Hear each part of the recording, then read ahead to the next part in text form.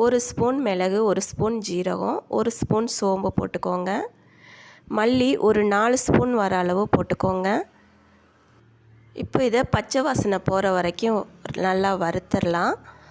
நல்லா இந்த அளவு வறுத்துக்கிட்டு இப்போ இதில் வரமிளகாய் சேர்த்துக்கிறேன். உங்களுக்கு காரம் எவ்வளோ வேணுமோ அந்த அளவு சேர்த்துக்கோங்க.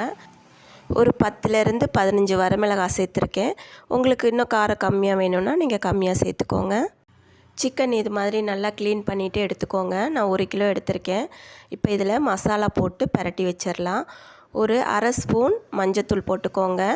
1 ஸ்பூன் மிளகாத்தூள் போட்டுக்கோங்க. கரம் மசாலா 1 ஸ்பூன் போட்டுக்கோங்க.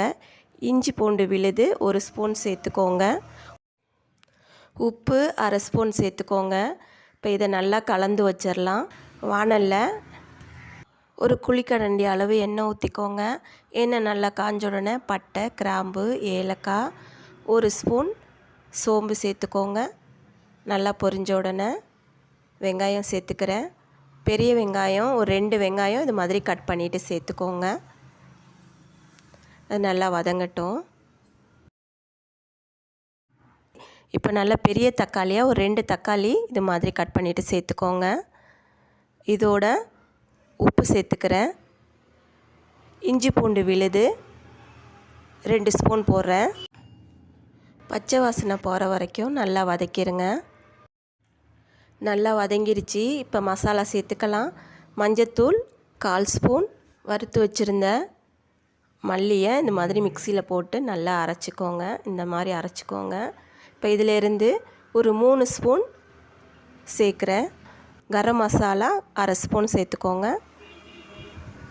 இப்போ இதை ஒரு கிண்டி கிண்டி விட்டுட்டு நம்ம கலந்து வச்சுருந்த அந்த சிக்கனை இதில் எடுத்து சேர்த்துக்கலாம்.